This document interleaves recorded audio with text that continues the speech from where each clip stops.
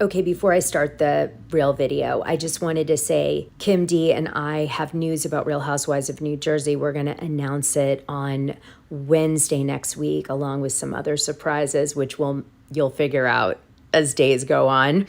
But I'll see you in that live at 1 p.m. East Coast time, 10 a.m. PST.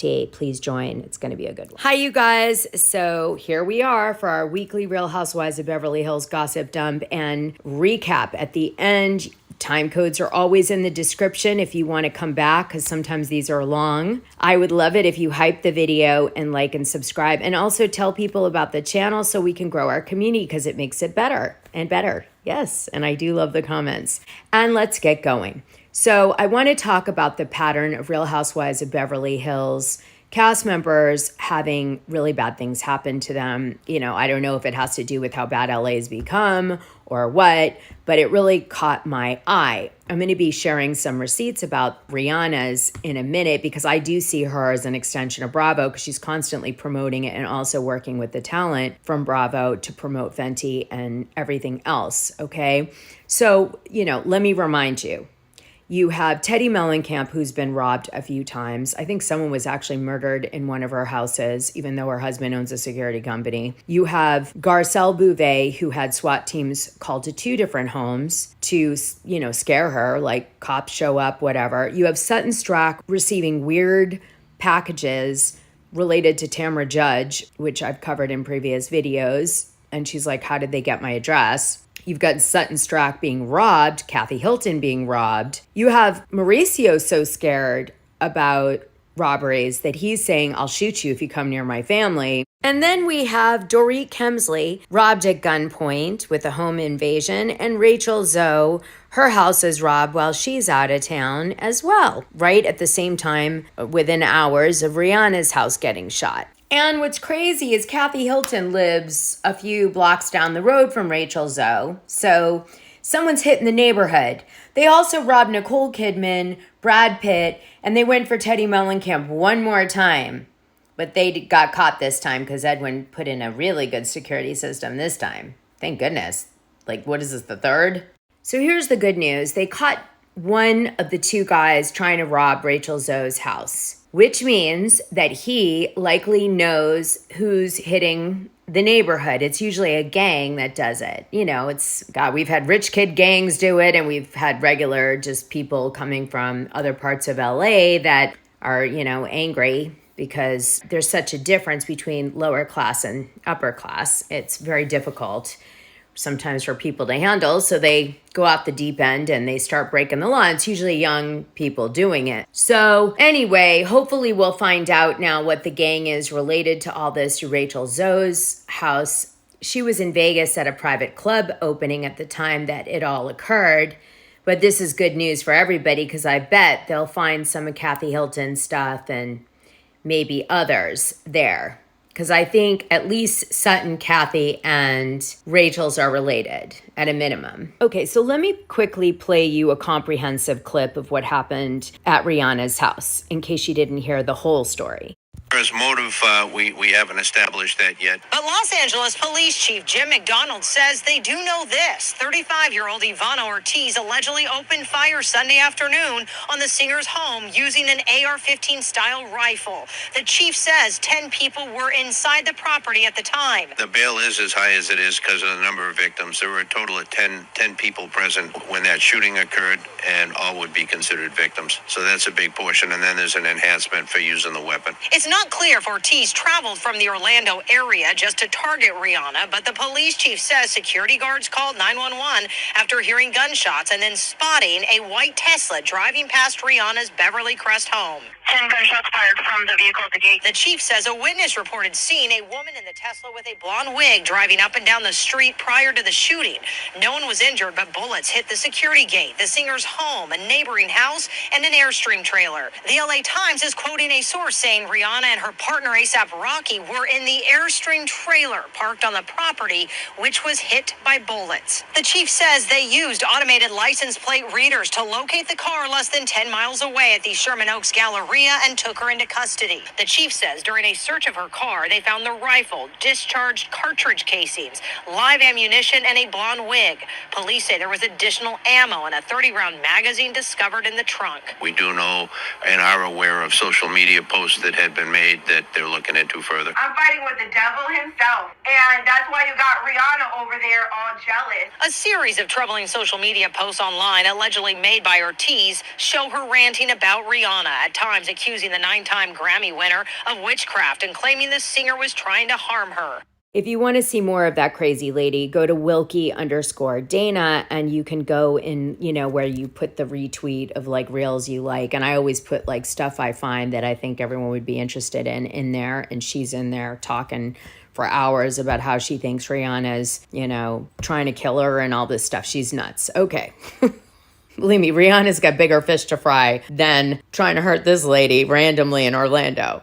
So then we found out that Laura Wasser was Rachel Zoe's attorney. She's a lethal divorce attorney for Hollywood bigwigs. TMZ dropped this clip telling us some tea. It describes how she reached out to Jennifer Garner, yes, that Jennifer Garner, and that she was wondering like what she should do and the divorce. What was interesting about it was Jennifer Garner said, "You must be exhausted," to Rachel.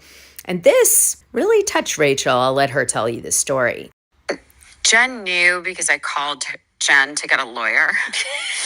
And she was like, "Why?" Yeah. And I just was like, more later. Yeah. But like, and she was like, "Jesus Christ." Yeah. And I remember her saying, Laura Wasserman, is that her name? Yeah, Laura Wasser. Laura Wasser. Yeah, and I remember Jen. I called her from the Hamptons, and she was my first phone call. And Well, she's literally like the poster child for the best divorce ever. Yeah. And so her reaction was so interesting, and I'll never forget it. And she was like, "You must be so exhausted." And I knew what she meant by it. And I was. I was spending more time sad than I was happy. And the person that I never went anywhere without, I wanted to go without. I just was done being like sad. Yeah.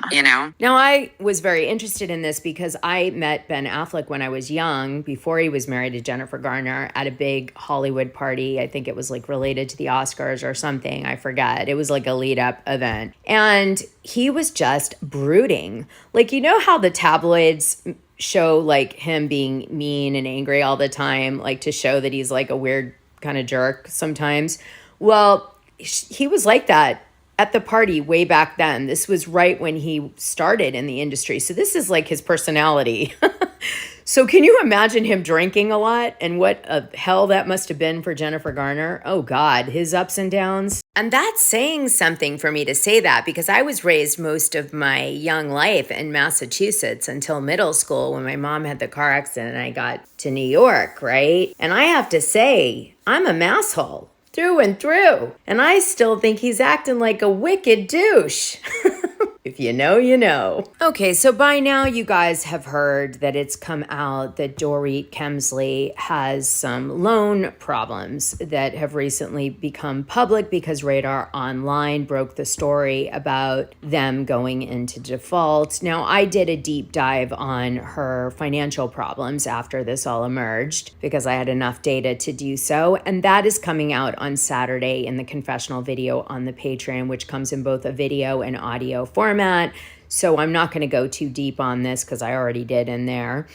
That's coming out this Saturday. It hasn't come out yet. I wanted you guys to know that after my deep dive, the 3 things I'll say on here is that the 2 loan companies that she defaulted on a few months ago were not part of the 11 investors. They were additional loans that she took out in 2022, separate to the 11 investors that were the investors that put the money in the house that she bought for $6.75 million in the LLC that she's the sole member on and lives in on the show. That's the first thing I want to point out. The second thing I want to point out is that she has about $875,000 defaulted debt on that, and it is secured by the property. And it was given by high interest loan providers that deal with, celebrities and things like that need fast money. She would have been aware of it. She's the sole member on the LLC. She would have had to sign that loan documentation. Now, another thing I'm going to say, and then I'm going to move off Dorit, is that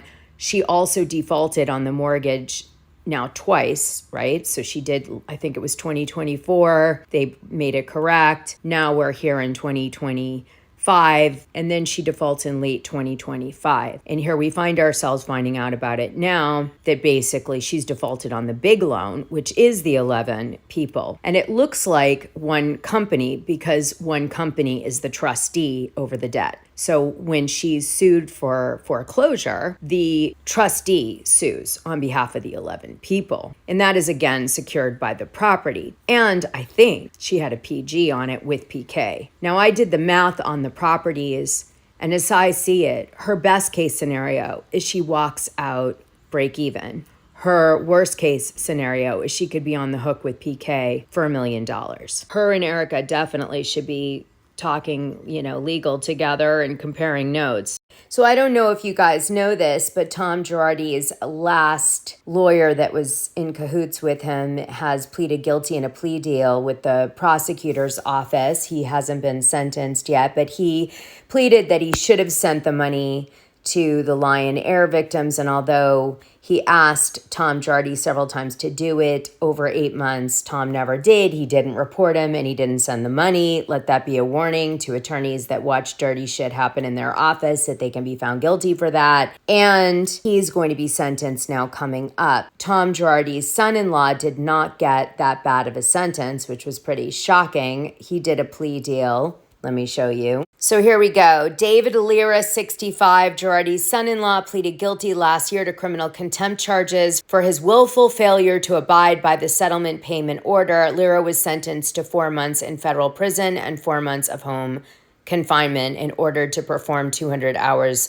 of community service. Kind of light on that one. So remember Christopher Kamen? He tried to escape the US with his hot girlfriend to the Virgin Islands and she turned him in or something. I can't remember. It was so scandalous.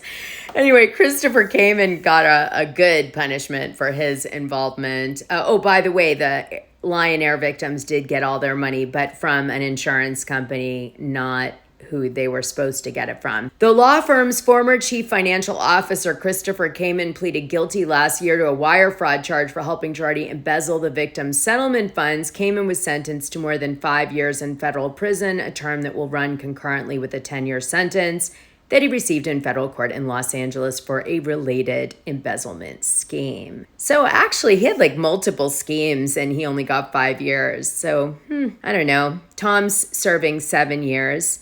Erika Jayne Girardi is still not divorced from him. I wonder, is she secretly waiting for him to get out of prison or something? Why are you still married? Why?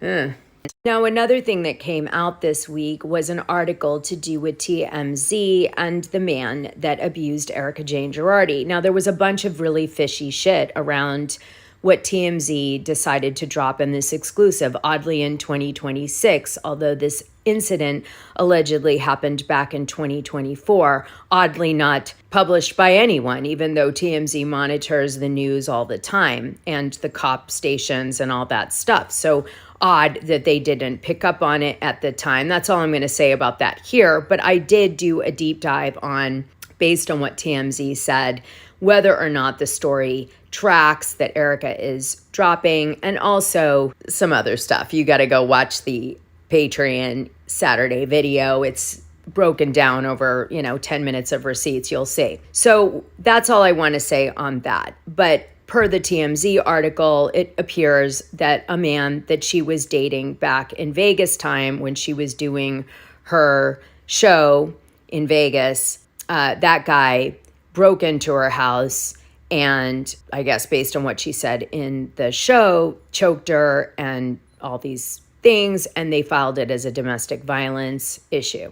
I'd like to remind you that there was no police report published when Tom Girardi had his car accident either. More on that on Saturday. So here's another thing that I found out this week that kind of made me go, what is going on here? So Boz, who is this incredibly legitimate businesswoman, you know, good, bad, or indifferent from different periods in her career, but she's done well, right? She has a lot of friends that for some reason she brings on the show and they end up having kind of scandals attached to them. I suppose that could be applied to anyone though, but I did want to call it out. So she had that doctor on that was helping her with her baby journey, and that woman ended up shutting her clinic down in Vegas, and she ended up screwing all these people over and telling them they had to get their eggs and everything because she was actually storing them for people in like a 24-hour notice, and people felt really blindsided, betrayed, and thought something was off with her, right? Because of it, obviously. And then we jump to last week's show, and Boz brings on this big estate that everybody goes to in Italy, and it's just incredible and stunning, and oh my God, and I was dying. You saw that last week on my recap. I showed pictures of it. Well, turns out the guy who owns that estate has a scandal. And I was like, wow. So, because if you remember, Boz said, my friend offered me this house for free, and so I'm doing it for the show. And she ends up going on her Instagram feed and obviously promoting her friend's hotel, which probably was part of this promo deal. Like she was going to promote it on Beverly Hills, and then she was going to promote it on her Instagram, and maybe she got some money for it on the side, and then Bravo got a free venue, etc. Hi, I'm Bozoma Saint John. I'm a Hall of Fame marketer, author, entrepreneur, co-host of NBC's On Brand with Jimmy Fallon, and yes, even a Real Housewife of Beverly Hills. My dear friend, Dr. George Rapier, invited me to experience Villa Bibiani, and I knew immediately that this wasn't something I wanted to experience alone. So I brought my friends. We stepped into something truly extraordinary. Villa Bibiani sits on 1,000 acres of rolling Tuscan vineyards, and it's just a short drive from Florence, yet it feels like a world entirely on its own. From the moment you arrive, something actually shifts within you. Is that the wine at Villa Bibiani isn't treated like a product, it's treated like culture. You don't just taste it, you walk the land, you understand the vineyard, you learn the story. And Villa Bibiani isn't just a destination, it is transformative, I'm telling you. This is the kind of place where people come when moments matter. They come for weddings, for retreats, for celebrations, for gatherings that deserve to be remembered. This is a place that you don't just visit. You come here to gather, to celebrate, to slow down, to create memories that stay with you long after you leave. Villa Bibiani isn't just somewhere to go. Believe me, it's somewhere you mark your life. So go visit. So I would imagine Boz has loads of those types of friends being in the marketing world, because I do. The thing is that the guy is really like scandalous who owns that house. All right, you guys. So I had to take notes on this to read to you because, wow, there's a lot on this guy. So I wanted to make it fun too. So here we go. So we're talking about the owner of the mansion that's Boz's friends on Real Housewives of Beverly Hills. Okay, love a little true crime. So his name is Dr. George Rapier III, and he's the founder of WellMed Medical Management, which is this big company. He started with one clinic in San Antonio, Texas in 1990, and then grew it to service like millions of people. So very successful. He sells his controlling interest to a company called Optum, which is a subsidiary of United Healthcare Group in 2011. And then he does all these crazy things after that. He marries this like hot girl named Kim, and they end up going into the villa that we see called Villa Bibiani in Tuscany that we see on the show. And he has Queen and Adam Lambert perform at the wedding. Like, this is the type of over-the-top stuff happening. We should get her on Real Housewives of Beverly Hills. Move her from the Virgin Islands to Beverly Hills. Oh, no, wait, she's divorced from him now, so I guess she wouldn't work. Here's what's weird. He has two major federal scandals. Boz's friend. Okay, so the first one, he's like the bad guy in, and the second one, he's actually like a victim. This is Bo's friend. The Department of Justice joined a whistleblower lawsuit against United Healthcare Group and WellMed, that's his company, alleging they defrauded Medicare of hundreds of millions of dollars by billing for conditions patients either didn't have or weren't being treated for. Now, here's the one where he's kind of a victim. Rapier donates $850,000 to what he believes was a Latino youth apprenticeship program. And federal prosecutors said money was actually being funneled directly into the personal bank accounts of political operatives Miguel Gutierrez and former SBA administrator Hector Barreto. And Gutierrez pleaded guilty, and Barreto was sentenced to 20 months in prison. And Rapier was listed as a victim, but it is unusual that he sent his money to these people, right? Anywho, after all this happens, he relocates to the Virgin Islands, and that's where he exists today, I guess, living off this mansion and his other money that he was able to use and having a great life over there post all this. And now you're seeing his mansion on the show, and that's Bo's friend. But I thought to myself, my gosh, a second scandalous person. Boz, you got to vet these people. Well, a few things also came up with Boz. Number one, she was criticized for wanting to get pregnant at an older age. I think that's stupid. In today's world, with all the science that exists, why wouldn't we want to create life? It's a beautiful thing. It's one of the last beautiful things on this planet. So let's embrace it, shall we, for all ages.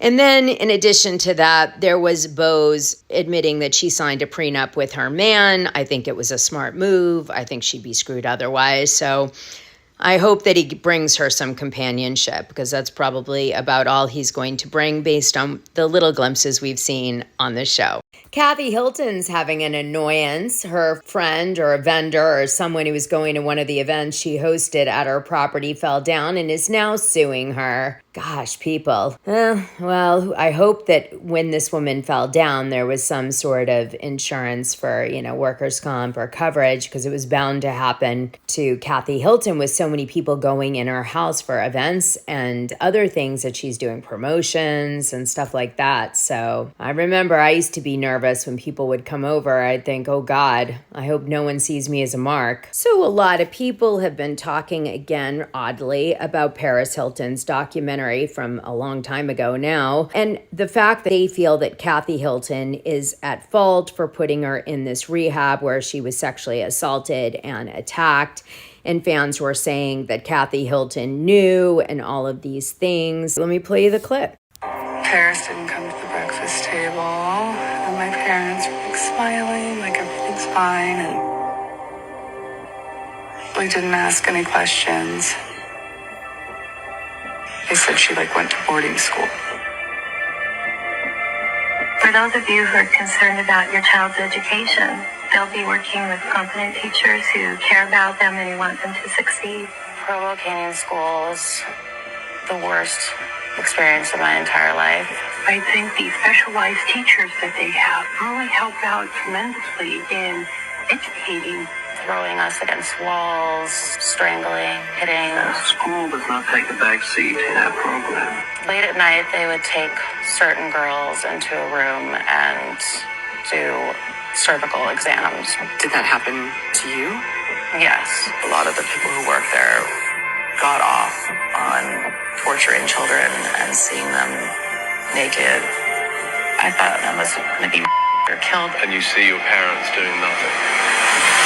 I mean, a lot of people understood that we're trying to help our daughter. We were trying to save Paris. Right. We're not that strict, and we were worried. She was living in New York. She was sneaking out and sometimes didn't come back home for 3 days. Yeah. Not going to school. And so we put her in this boarding school, this one. I thought, got to keep her away from the city and all of these predators and people that want her to model, and it was just... Now, knowing what I know about Paris Hilton, both from partying with her and also sharing a boyfriend, and also friends of mine that were really tight with her when I wasn't, I'm going to tell you guys that I don't blame Kathy Hilton for sending Paris Hilton away. However, I do blame Kathy Hilton for not doing her due diligence and not parenting more, because she was pretty wrapped up in the New York social scene, per Bibi Hilton, who I trusted before she passed away. Rest in peace, Bibi. All right, let's get into the recap, shall we? So we open up at Villa Bibiani, and this might as well be Jennifer's hat that she wears. It's so weird, but the fashion is off the charts. It's really the only reason to watch the first 5 minutes of tonight's episode. Let me show you some of it. So here's Jennifer's hat. She wears Rachel Zoe's outfit, Erika Jayne's outfit, Kyle Richards' outfit, Kathy Hilton's outfit. Sutton Stracke loses her suitcase. I feel like that happens a lot on this show, but she pulls together a really nice casual outfit with a beautiful diamond necklace, doing a total LVP stunt. Oh, Amanda Francis, Bose's outfit. Now, Bose has a big surprise at the villa, and Dorit Kemsley is running late again, but I think the producers planned that because, of course, Amanda and Dorit haven't spoken since they've fought a few times, and so the producers are trying to drum roll what's going to happen. So that's kind of, I think, not Dorit's fault this time. It's probably the producers doing it. But we already know Amanda and Dorit don't make up, right? Ever. To this day. So then Dorit goes downstairs and Amanda Francis is trying to get her to talk. And Dorit's avoiding it because she doesn't want to help her, really, is what it comes down to. She's kind of icing her out. So that's it. And Amanda doesn't know what to do. She's trying to behave like probably she normally would and be authentic, which unfortunately a lot of women come on the show and they do that, and it's not what the producers really want, and it's definitely not what the fans want. They want someone to say pretty much what Sutton says on the show, which is, no, Dorit, we're gonna talk now. Everyone out of here. Something like that, I'm an actor. So then in the next scene, the women finally sit down to dinner, and everybody is asking Sutton why she chose to room with Amanda Francis. They're almost offended that Sutton is rooming with Amanda, and Sutton said, I'm rooming with Amanda because I felt like you guys came for me a bunch of times on the show and she feels alienated. I'm trying to coach her. No, she doesn't say all that, but that's what she does. She acts like that. Gonna try to throw her a bone.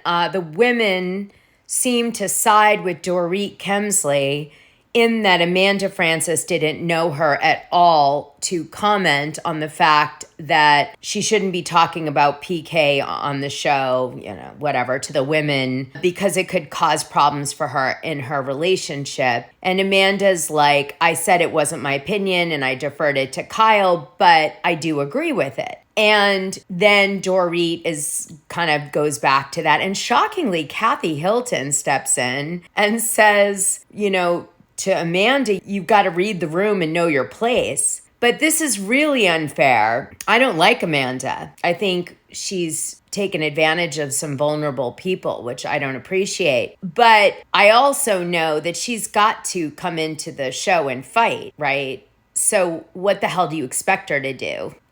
Like, she hasn't even done anything, really. I mean, it's like everyone's just trying to kick her off the show. So then there's a conversation about Amanda's cult. Dorit calms down. She wants to ask about the cult. And Amanda tells her, I started out with the cult when I was 16. It was almost like an internship. I moved to another location. Then they sucked me in deeper. We're working day jobs in Florida for the cult. And then, everything's going to the cult. We stopped talking to our family. People can't understand us because we're using their lingo. We're always recruiting for the church. They want you to get married to someone in the church so you could have babies and stay in the church. And it's a whole thing, and it's controlling. And she didn't have any sexual assault. It was just mental torture from her position and controlling. And interestingly, they seem to be starting a debate on whether or not Amanda's experience is a cult. But then it appears that the producers decided to not do that because they use Erika in a confessional to kind of weigh it out both ways. And then she comes to the conclusion that it's definitely a cult, right? And that is much more careful than they have been in the past. They usually let the fans decide by showing,